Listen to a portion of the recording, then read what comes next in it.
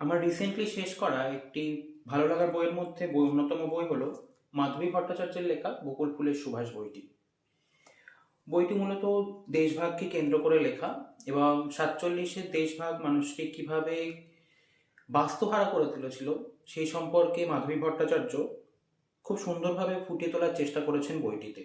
তো গল্পটা পড়ে আমরা জানতে পারি যে বর্তমান বাংলাদেশের সিলেট জেলার অন্তর্গত হবিগঞ্জ এলাকায় একটা ছোট্ট গ্রাম ভাতকাটিয়া।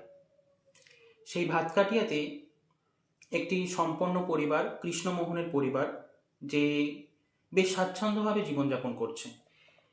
তার জমি জায়গা, বসত বাড়ি, ক্ষেত সমস্ত কিছুই উতলে উঠছে। এক কথায় তার সুখ উতলে উঠছে, সে সেখানে বসবাস করছে। এমন অবস্থায় ঠিক চৈত্র মাসের শেষে শেষে শোনা গেল যে দেশ স্বাধীন হতে চলেছে। তবে ভারত আর অখণ্ড থাকবে না, ভারতকে দুই ভাগে ভাগ করে দেওয়া হবে। একদিকটাই হিন্দুদের জন্য হিন্দুস্থান হবে ও অপরটা হবে পাকিস্তান, যেখানে মুসলিমরা বসবাস করবে। এবার দেশ জুড়ে শুরু হলো দাঙ্গা হিন্দু মুসলিমের মধ্যে। কে বাংলাদেশে থাকবে, কে ভারতবর্ষে থাকবে। মানুষের মধ্যে আর সেই ভালোবাসা বোধ বা নমনীয়তা আর থাকলো না। তাদের মধ্যে যেন একটা হিংস্র পশু জেগে উঠল। একে অপরকে হত্যা করা শুরু হলো, এক কথায় হত্যা নীলা। মুসলমানের হাতে হিন্দুদের খুন, হিন্দুদের হাতে মুসলমানদের খুন, এইভাবেই চলতে থাকলো দীর্ঘ একটা সময়।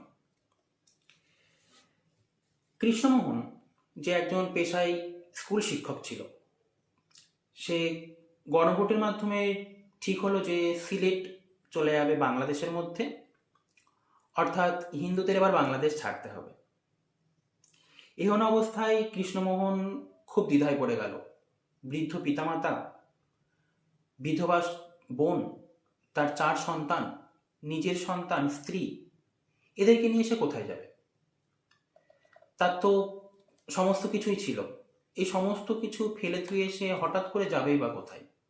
গিয়ে সে নিজে করবেই বা কি?